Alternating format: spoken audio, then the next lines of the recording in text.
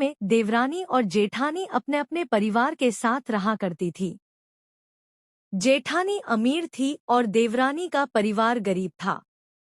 देवरानी अपनी जेठानी की सेवा करके ही अपना गुजारा किया करती थी। वह झोपड़ी में रहती थी, टूटी चारपाई पर सोती थी और बचा हुआ खाती थी। एक बार त्योहार था तो जेठानी ने देवरानी को खाली हाथ ही झोपड़ी में लौटा दिया। देवरानी कुछ खाने के लिए खेत से बथुआ और थोड़ा चावल ले आई, कन के लड्डू बनाए और बथुआ की सब्जी तैयार की।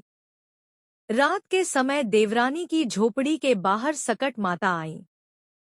माता ने किवाड़ खुलवाए और अंदर आकर कहा कि बहुत भूख लगी है। देवरानी ने माता को कन के लड्डू और बथुआ खिलाया। माता ने देवरानी के घर का हाल देखा। माता ने देवरानी के पूरे घर को अपने मल से भी गंदा कर दिया। जब वह झोपड़ी से निकली तो सारा मल सोने में बदल गया। देवरानी की किस्मत चमक गई।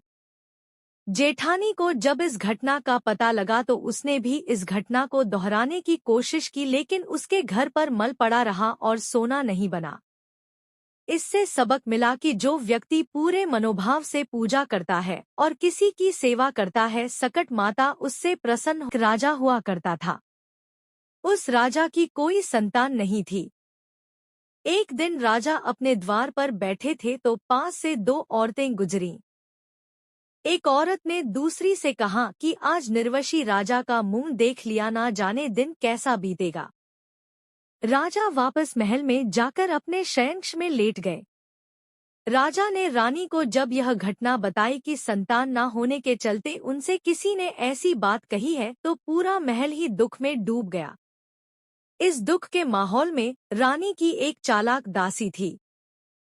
उसने रानी से कहा कि हम सबको दुखी नहीं देख सकते, इसीलिए बिल्कुल वैसा वैसा करते जाओ जैसा मैं कहती हूँ। रानी ने ऐसा ही किया। कुछ दिनों बाद रानी ने सबको बताया कि वे गर्भवती हैं और पूरा महल खुशी में रम गया। इस बात से खुश था कि राजा के यहाँ पुत्र हुआ है। राजकुमार के विवाह का दिन आ गया। विवाह के दिन दासी ने एक थाल में तिल और गुड़ रखा और सकट माता को याद किया। सकट माँ प्रकट हुई तो दासी और रानी ने उन्हें तिल और गुड़ खाने के लिए दिया। जब माता ने गुड़ और तिल खा लिया तो उनसे कहा कि आपने मेरे पुत्र को खाया है, इस थाली में मेरा पुत्र था। सकट माता उलझन में पड़ गई। इसके बाद सकट माता ने एक बड़ा पुत्र रानी को दे दिया।